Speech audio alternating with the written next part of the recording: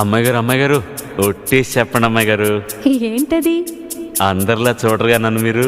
అంటే ఏదో నాకు తోచింది మంచు చెడ్డో చేసేస్తూ ఉంటా కదా. అయితే అయినా నా మీద ఎప్పుడైనా కోపం వస్తుందా మీకు? రాదులే.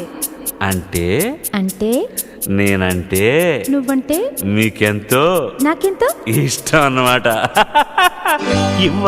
ఇవ్వాలైనా మీరు ఏది అది అమ్మాయి గారు, చెప్పాలి ఏం కావాలో మీరు ఏదో అది అబ్బాయి గారు.